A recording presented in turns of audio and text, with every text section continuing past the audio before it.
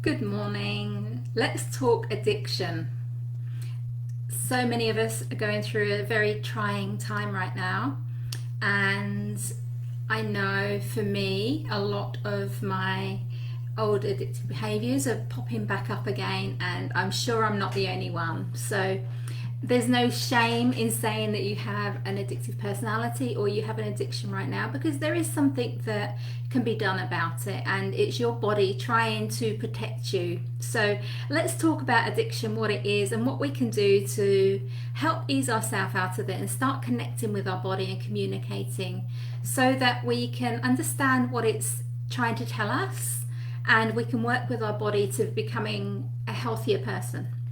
So what is addiction? It's the relationship between a person, so you or I, and an object or an activity.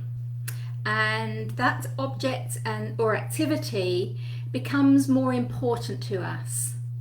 And the everyday activities in our life become less important. So it's when this object or this thing that you feel this addiction to is increasing, and the addiction is the struggle between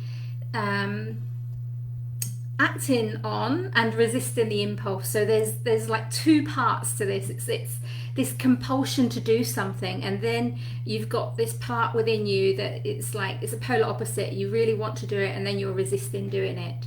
And this can be done with many things.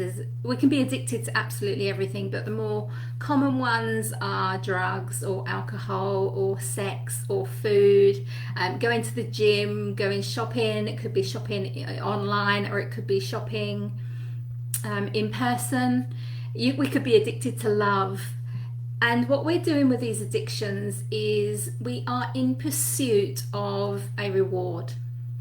So all of these addictions will make us feel a certain way. So we are in pursuit of that feeling.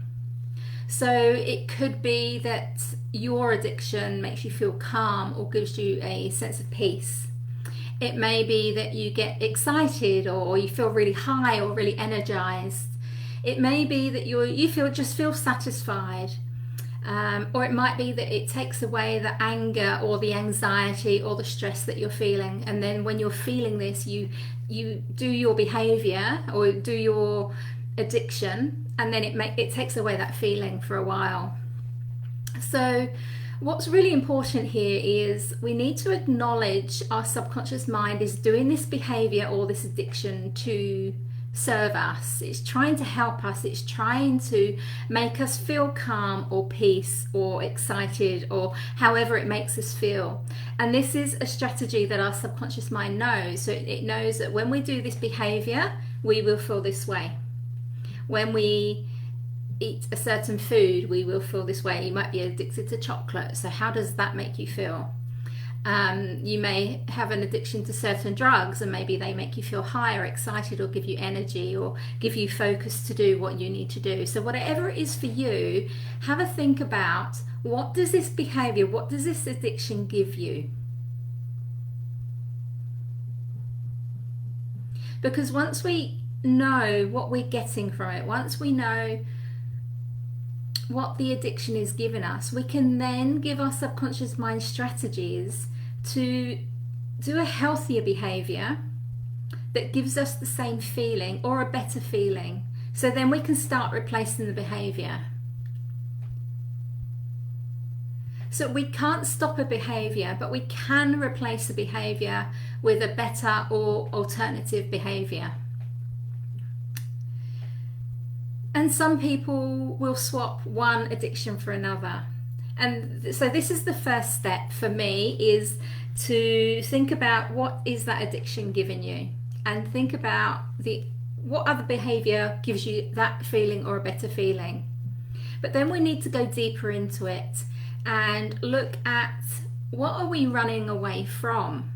So do we have shame or guilt or anger, or what many would perceive as a negative emotion that keeps rising up, and we use this addiction as a tool to make us feel differently? Because when we're looking at addiction, we really need to go really deep inside ourselves and work out, what are we running away from? What are we unwilling to feel? In having this addiction or this behaviour, what is it that you're not really feeling? So I'd just like you to think about that for a few seconds. What is it that you're unwilling to feel, and so therefore you do this addictive behaviour to make you feel differently?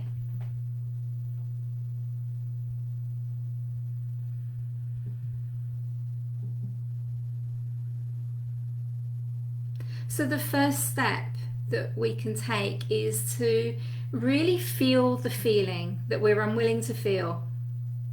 So when it comes up, connect with it. It might be anger, it might be frustration, it might be guilt, it might be from years in the past.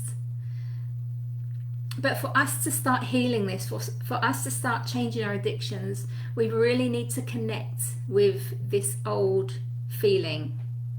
And know that our emotions and our feelings are here. They're fleeting. They may last 2 seconds, they may last 5 seconds. They're not very long. They may last minutes, but they go. So we can connect with them, and we can practice connecting with them. We can, you've practiced pushing it away for many years. You know how to push that away. So maybe sit with this emotion for 5 seconds and then 10 seconds and practice feeling that emotion that you haven't been willing to feel for many years. And then once you feel more comfortable with that, then you can start processing the old feeling, the old grief, you may go and do some inner child work, and you can do that online. You can go and Google inner child meditations. I've got lots of meditations that you can do, but it's really important that we start processing those old feelings. And then what we need to do once we've done that is start changing our beliefs about ourselves, because underlying all of that, there would be a lack of self-love. Underneath all of this addictive behavior, it's not feeling worthy enough, not feeling able enough to be able to deal with your emotions. So I have a whole magazine on the website about self-love that many experts have written. So one tip that I can give you is do some mirror work, sit in front of a mirror, and just for 1 minute, look deeply into your eyes and say, I love you. I love you. And I must say that is certainly not the easiest thing to do. I mean, the very first time I did that, I just had tears in my eyes. I couldn't even say it. It just felt really wrong saying that. But these things take practice. Like with healing anything in our life, whether it's an old emotion or an addiction, it takes practice. We've got to be gentle with ourselves, and that's part of the self-love, is to be gentle with ourselves as we're going through this process. So the more we start to love ourselves, the more we can understand ourselves, the more space we give ourselves to be able to deal with our emotions and process these old feelings, and then replace these old feelings with a new behavior, one that makes you feel fulfilled, one that makes you feel happy. And the last step will be to forgive yourself. Forgiveness isn't about forgiving other people. Something may have happened to you that triggered all of this, or something may have happened to you in your childhood, maybe, where one person did something to you and it had this big effect, and it's culminated in this addictive behavior. So when I say forgiveness, it isn't forgiveness about forgiving that person, although if you can do that, that's fantastic. It's a process that would really help you. But let's start with forgiving yourself for holding on to these emotions for so long. And start to accept your emotions. Start to accept the negative emotions. The way I look at it is, no emotion is negative. No emotion is there to hurt you. It's to tell you something is not right. So whether it's anger or frustration, it's telling you something in your life is not right. So all of these old feelings that are coming up for freedom. They want you to feel them. They want you to understand them. They want you to get the message from them, because they are here to protect you. Your subconscious mind and your emotions work together. They're here to protect you. And once you get the messages, once you can understand what your body is trying to tell you, it makes life so much easier when you're creating change. So I hope that helps you. If you need any help one-on-one, sometimes work like this needs to go a little bit deeper than just working on it yourself. Somebody who's trained to do what they could do can kind of delve in a lot deeper than what you can on a conscious level. So if you need help with that, please contact me. If this is enough for you, please let me know how you go.